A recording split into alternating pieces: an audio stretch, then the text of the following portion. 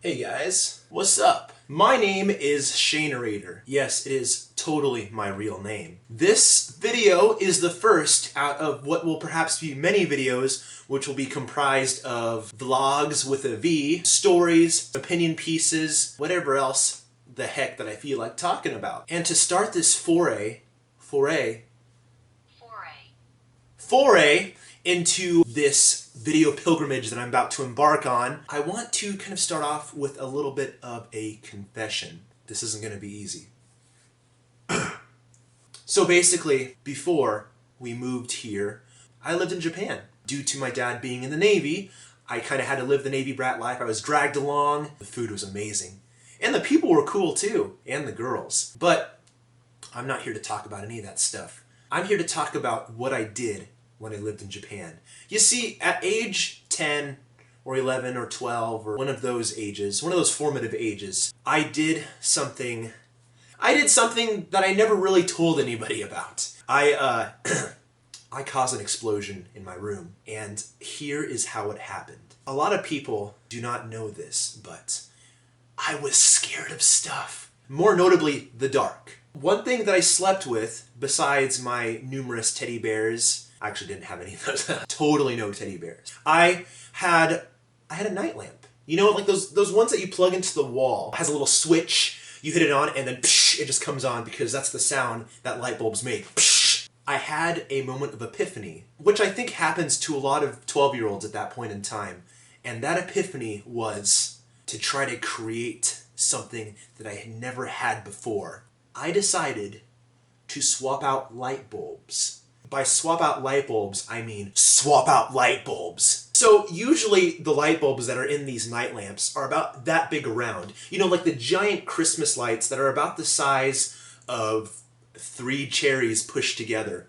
They're about the size of a plum. And besides a night lamp, one other possession that I had was a microscope. It was one of those Fisher-Price type microscopes, but it was still a microscope. And in that microscope is a little tiny bulb. And to continue my crappy fruit analogies, it's about the size of a small grape. And not the grapes that you would eat. No, when you buy a bunch of grapes at the store, you have the big juicy ones, and then you have the little itty bitty tiny ones. They're saggy, wrinkly, sour. They're gross. You don't eat those grapes. Those are the kind of grapes that you stick in the nostrils of your enemies, you know, to suffocate them, because that's what you do to people that you don't like. They're the rejects. The light bulb from the microscope was about the size of one of those small reject grapes. It seemed like a great idea at the time. Spoiler, it wasn't. But what I did is I took that light bulb and I swapped him. I took that cherry trifecta size light bulb, took it out, and replaced it with a little bitty reject grape size microscope bulb. And I put it inside the little thing, the little bulb holder, and I plugged it into the wall.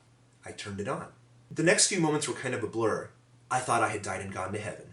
Because when I switched on that light, because remember that sound that light bulbs make when you turn them on, it was like that, but amplified by like 20 times. At least. More like 1,000 probably. I was blinded for at least 5 to 10 seconds. Because it was one of those moments where time stretches. Like when you're up the street and you see a girl you like, time kind of slows down. It was loud. It was very bright. I had caused an explosion in the bedroom.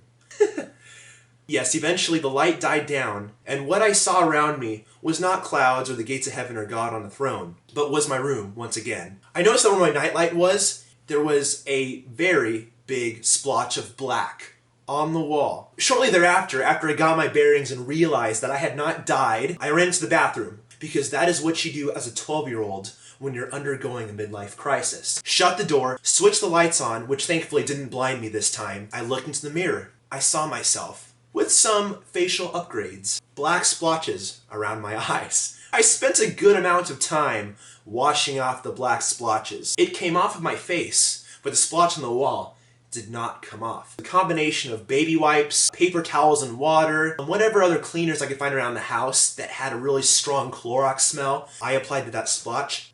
Didn't faze it. It was a very gnarly splotch. I don't remember much of what happened after that. I just know that I never really told my parents because I was afraid.